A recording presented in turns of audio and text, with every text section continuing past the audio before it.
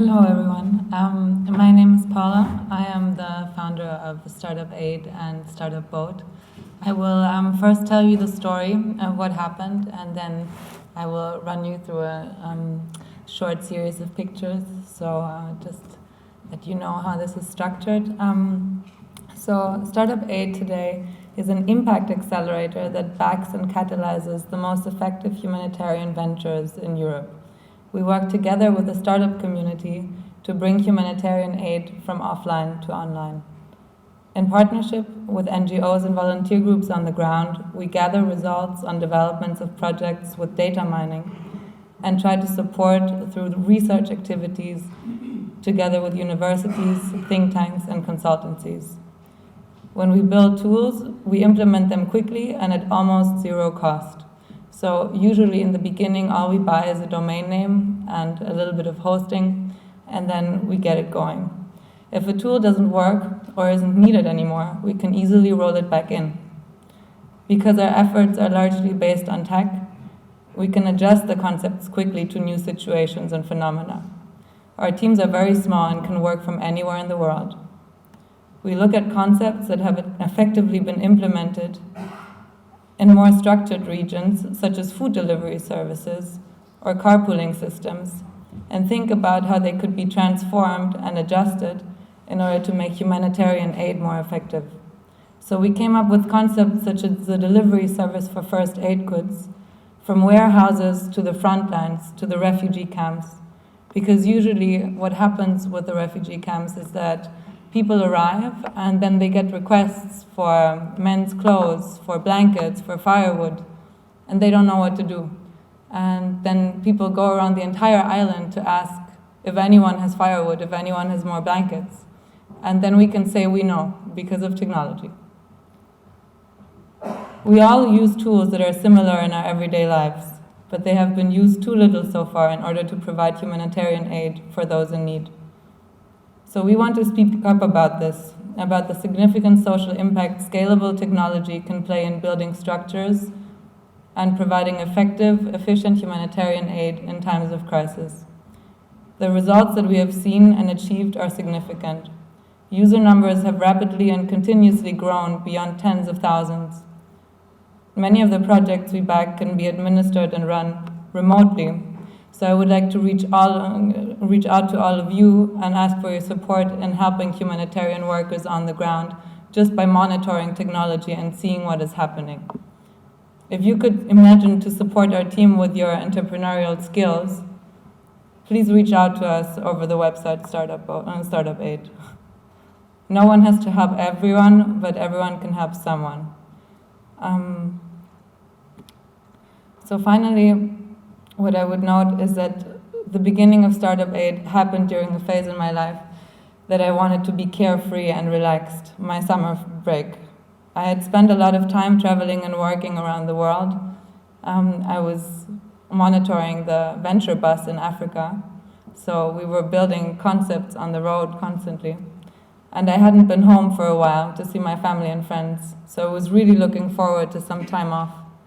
And then, when 50,000 people canceled their reservations due to the economic and the refugee crisis in July 2015, I knew that I had to trigger an incentive for change makers around the world to come to Greece and support me in the ideation and development of digital tools to really confront this crisis.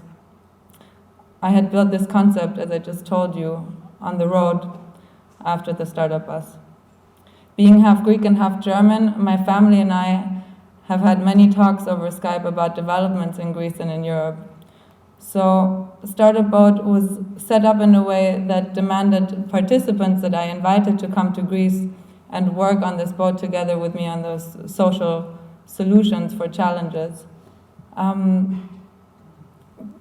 It was trying to engage them in understanding exactly what was going on. When I launched the project, it was a little bit like Tom's experience. I was sitting in my living room and I had built this website based on almost nothing. I was looking at it and it was already lying there for some months, and then I just saw in the news how people were just terribly agitated about the numbers of of declines of people that were coming in and that were reacting to this crisis. So then it was actually just a push of a button, and the website was live. Then people started coming, started applying, and just the most magnificent people came. We had future scientists on the boats, we had consultants from McKinsey, we had the first digital university for migrants that came and spoke about their problems, and we developed tools specifically for them. And then we set up a structure for these boats, and we thought about, how can we really help people develop concepts in the best use for all, potentially. And what happened then is that we came to the island of Samos between Greece and Turkey, and we started our days on the startup boat with research on the island. So what we saw was masses of people who were coming onto Samos. I remember there was one incident on another island where we saw 14 boats arrive within 2 hours, and we did groundwork and tried to understand what was happening. We spoke to the refugees, we spoke to the locals, we spoke to tourists, to volunteers, and then we collectively decided to focus on one challenge that we wanted to solve, because the problem is systemic and it's big, we all know. So the second day, usually, we went on the boat and we started with the ideation process. We started thinking about what we can do and what we can work on that could immediately have an effect, because we wanted to leave this trip with a prototype. And then on the first trip, just to give you an example, we decided to focus on information because we knew that it would be something that we can work with also remotely. And we built this information website for refugees that were coming to Greece from Turkey. It's a website that still functions in Arabic, in Pashto, and in Farsi, and in English. First Contact is the name. We set up signs on the harbor after we built that site, and we immediately had 4,000 users after 2 days. So we went to the mayor, which is something that we also did after these other startup boats, to get the official confirmation to be allowed to distribute information about this website. The website contained very basic stuff. It was like a TripAdvisor for refugees, where to find the next hospital, where to find the next police, where to book your ferry, where you can find a hostel also to stay in, and how to get around the public transportation system. Just very basic information. And then based on that, we saw what we can do. Then there was another incident where I came home after the boat, and so many people had seen what had happened. The user numbers is something that then in the first moment is shocking, maybe in a positive way. For me, it was a weird situation because I knew that many of the people who were using these services are in a very critical situation. So it was an interesting feeling to have. And when we came home, we were actually approached by so many people who said, hey, look, we're also working on digital solutions, and we have no idea how to get in touch with people who are doing the same. There's no way to connect anyone at the moment because there's just no ecosystem. So we said, okay, that's interesting, and that's actually true. And there's so many people out there. What do we do? And then what happened was that I remembered that I know a guy who has a very big office that he doesn't use. So I told him my story over coffee outside. He was smoking like a chimney. And he looked at me as though I was a little bit crazy. He shook his head and he started screaming at me for a long time. And then, I was a little bit pushed against a wall and thinking, okay, this can stop now. We don't have to go on. No is a word that I understand. And then suddenly he gave me the key. And 4 days later, we opened up the first migration hub in Berlin, and we had 200 initiatives there on the first day.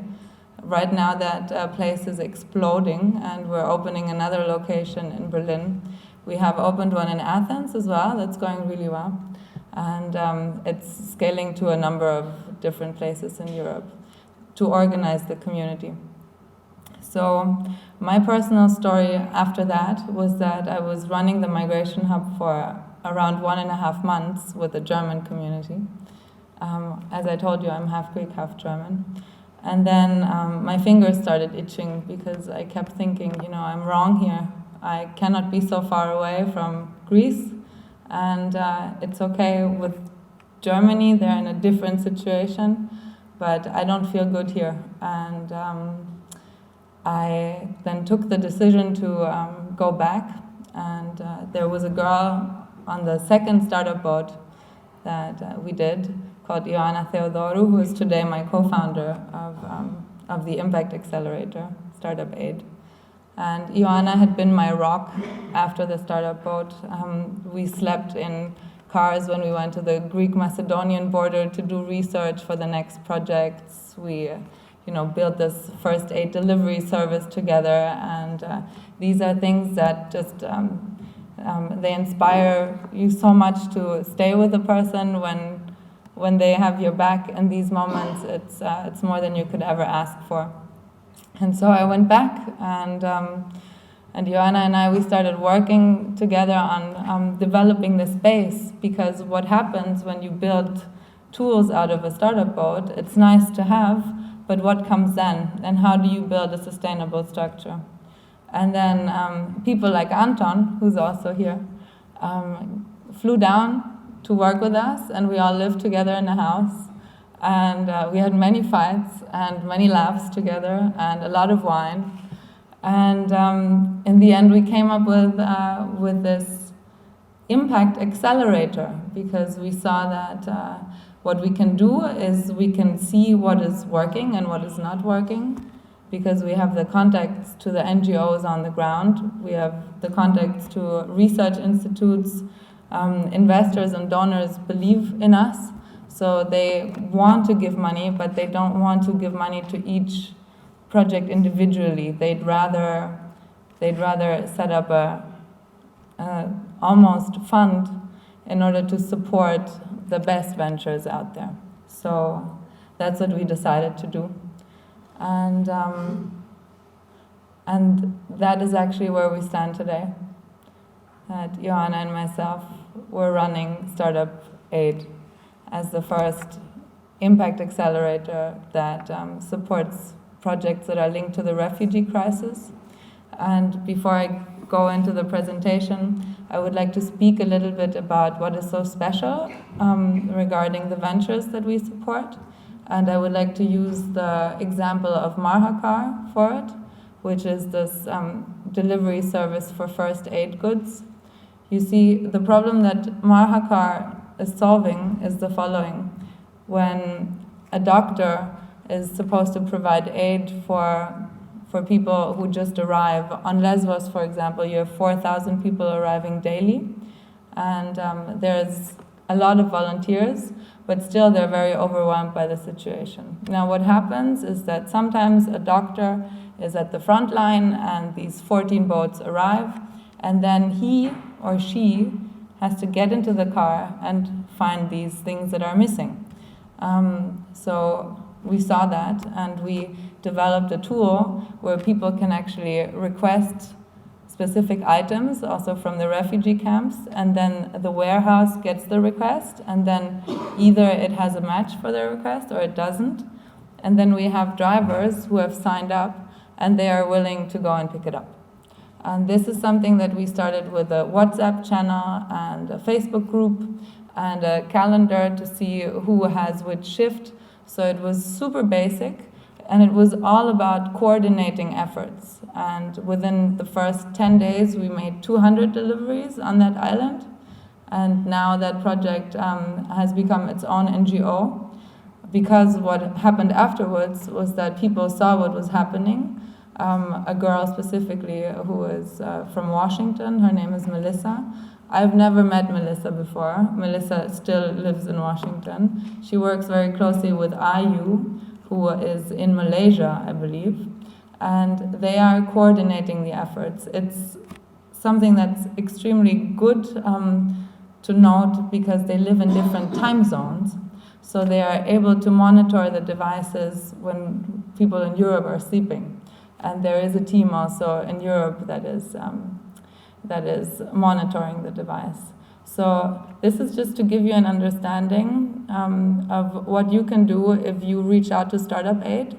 We find projects that are in need of support, and all you do is you say, yes, I would commit some hours of my time, and I can monitor a device, or I can answer specific requests. Maybe you can produce logos, and we match you with the right team. And you can actually make a difference, just like Tom and I, from your living room, because someone needs your skills. So I would like to take this opportunity to reach out to everyone who wants to contribute, not with money, but with their time. Of course, we also gladly take donations, but we're more in need of manpower, and we want this to become a movement of people who don't try to use their skills to make money, but to really change the world, because you can. So.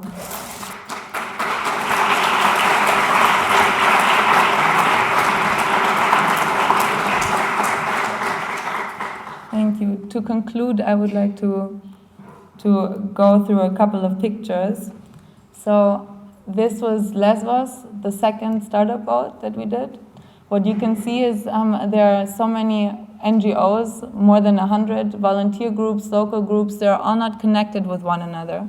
This is why we saw it as a very big need to map out the ecosystem and to connect people with one another, because the results are so fragmented from one another, and people are trying to rebuild the same things over and over again, and they don't learn from each other's mistakes, which is a very big problem. Then, again, here, our vision, I would like to point out that entrepreneurship is key to what we're doing. You have to innovate what NGOs are doing, because these structures, also from a startup and digital perspective that we see working today, they have not been used to actually provide an effective system for the regions that need it the most.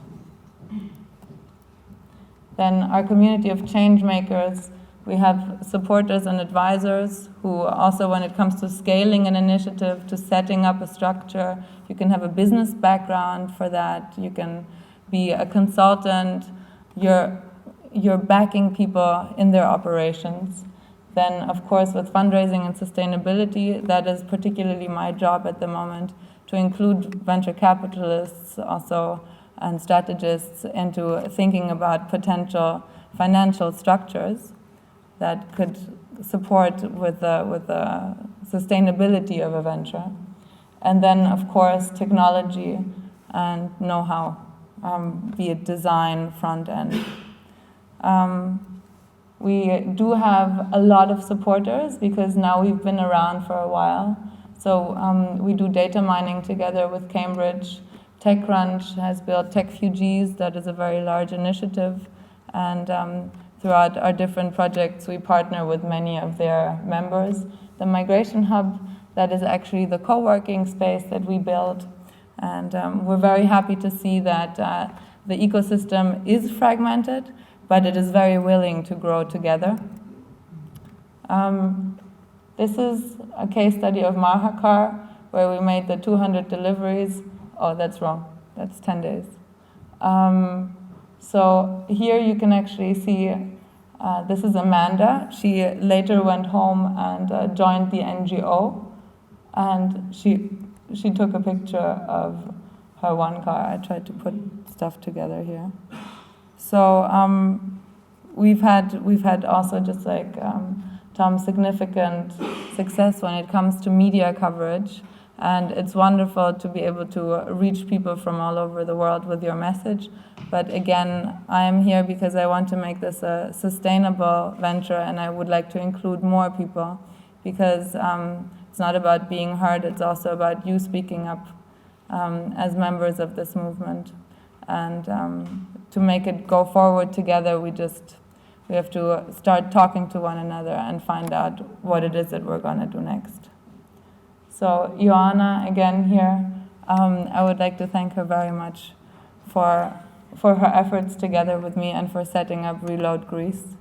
And in the end, this is what we should do, is we should reload the country with inspiring concepts and work together in this, I guess. So thank you very much, and I look forward to hearing from you.